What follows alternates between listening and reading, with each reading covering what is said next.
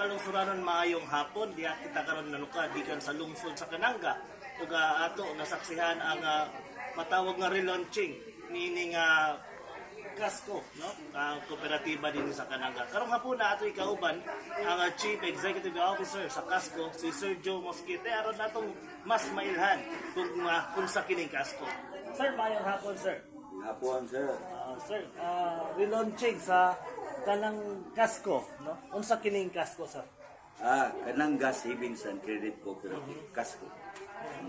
Sa background nato sa history kaning Kini nga Casco na-organize ni tungod sa kini ang PT Federation sa Kananga.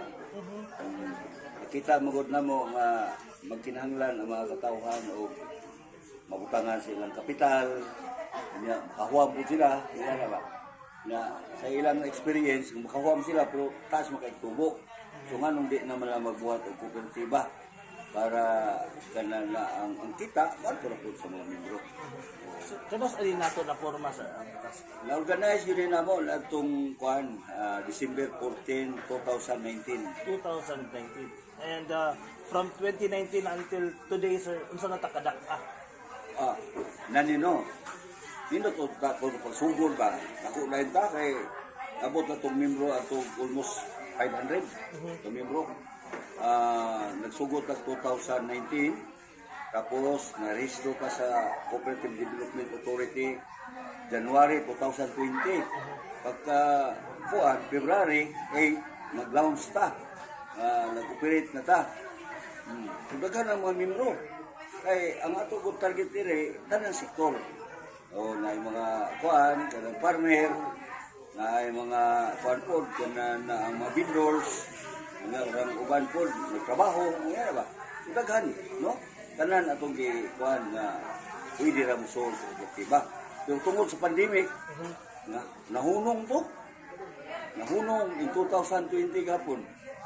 Unya mo to na uban sa ruwa ano siguro ning Casco kay na na apektahan yo sa pandemic kay ang nagdasan nato sa una nini medyo may edad-edad na mahadlok masakit o COVID.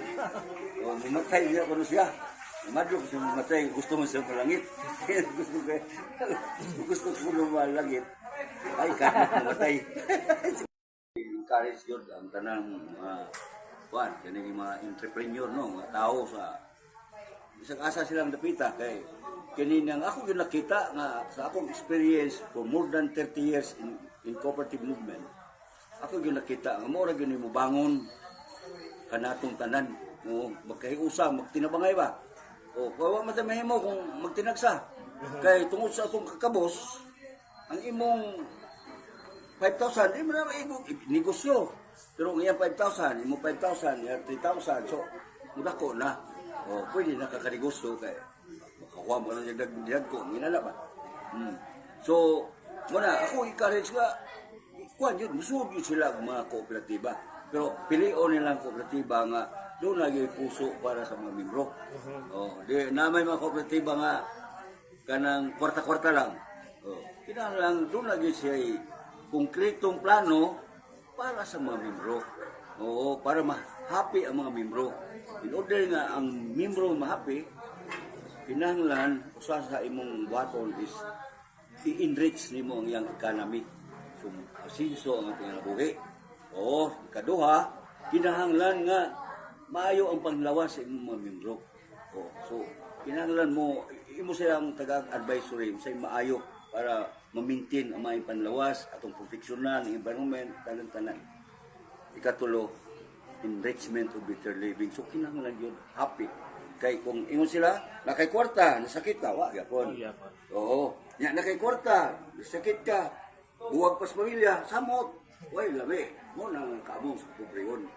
So mo na kaning tulo very important na para ma-happy ang mga membro. So munay direksyon, munay guiding kuan sa Casco para sa pagpadayon sa iyang pagdako together with the members.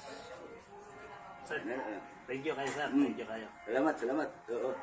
Inyong nabati mga kalungsuranan, no? Ang mensahe sa Chief Executive Officer sa Casco si Sir Joe Mosquete o katong gusto mo appeal no magpamiyembro ni Casco ari lang mo sa lungsod sa Kananga dali ra kini siyang tultulon likod lang ni siya sa 7-Eleven at bang sa simbahan sa Kananga so kita-kits ta din mga kalungsuranon kauban ni Dante Radin kini inyong kalungsuranon Joey Vincent Motel mayong hapon.